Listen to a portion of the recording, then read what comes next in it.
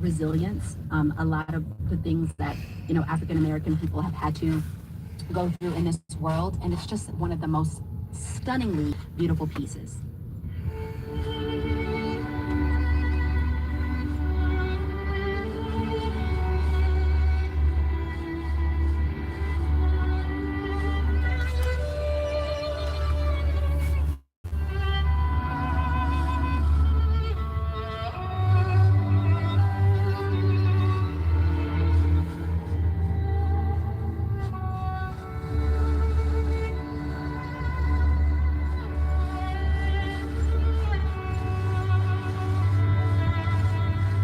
Such a beautiful piece, and I haven't heard that before. I'm really looking forward to going and listening to the whole thing.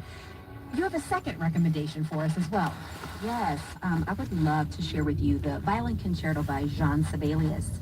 And a little fun fact, it was composed 6 years before my grandmother was born in 1910, which I just love how close it was to like my own family's lineage. But what I fell in love with about this piece is when the solo violinist comes in with that first line, it just melted me. I was a little girl listening to that, and that is the moment that I said, okay, this instrument is something special, special, special, and I want to play this one day. And, fast forward, but it's just such a beautiful piece of music, and I know you will enjoy it.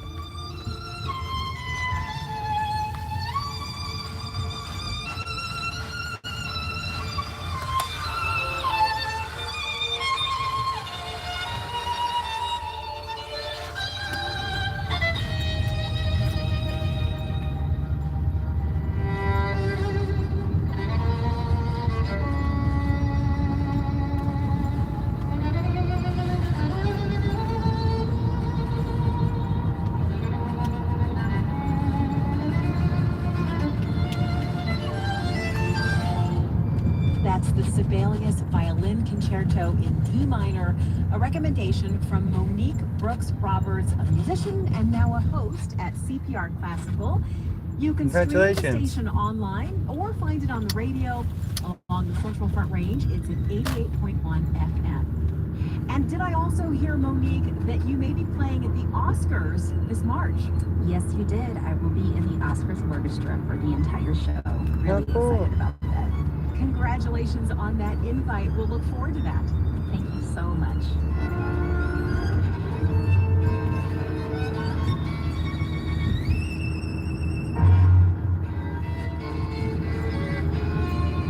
Welcome, Monique, and thanks, Boise. On that note, thanks for spending time with us, and our gratitude to the Colorado Matters team. Sandy Pachuga, Tyler Bender, Carl Buick, Anthony Cotton, Pete Kramer, Andrea Dukakis, Zan Huck. They might be about to do the news. And the last time they did the news, all they talked about was the ice storm and a couple other things that were not about the ICE terrorists or the protests in Minneapolis.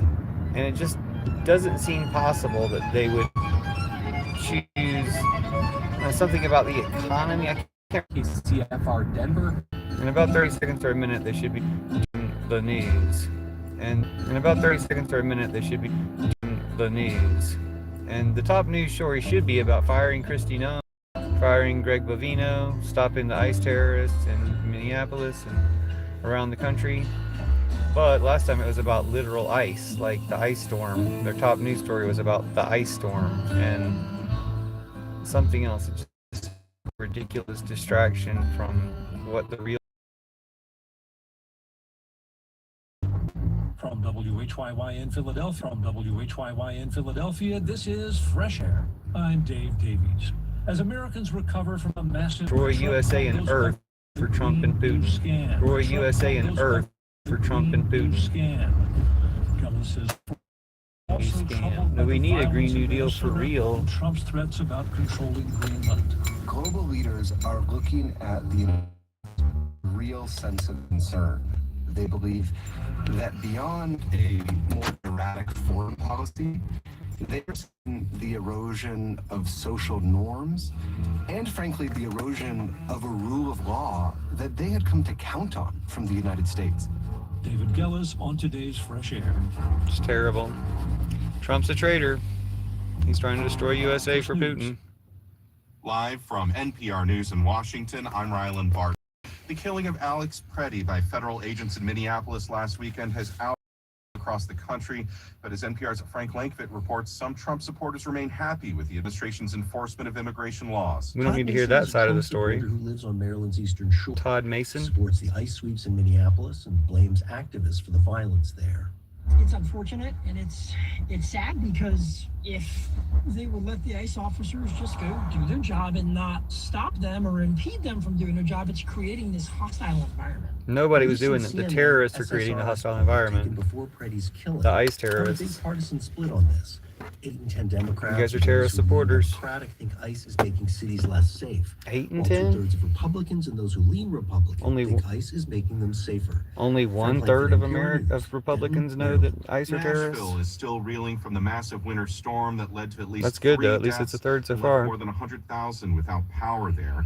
Cynthia Abrams from member station WPLN Probably shutting down the live right reports after the National news. Guard has been called in to help. The National Guard will be focused on clearing trees that have fallen across the city, says Nashville's Fire Department Chief William Swan. Their job will be to remove trees, and that's their only objectives, is to assist us into helping to restore power.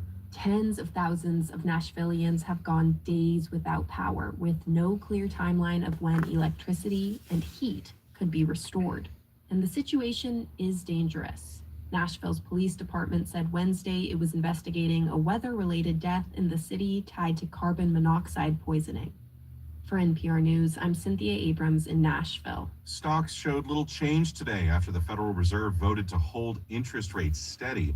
NPR's Scott Horsley reports the decision was widely expected. Members of the Fed's rate-setting committee voted 10-2 to leave their benchmark rate unchanged. The Fed had lowered interest Somebody rates. said at we 3 need ice in previous Australia. meetings, You can have ice in softening Australia. job We'll ship market. them all there. But Fed Chairman Jerome Powell says there are some signs the They're all unemployment criminals. rate That's what is you guys are, right? stabilizing, Nation of while criminals. inflation is still higher than the We'll ship central them down bank there. would like.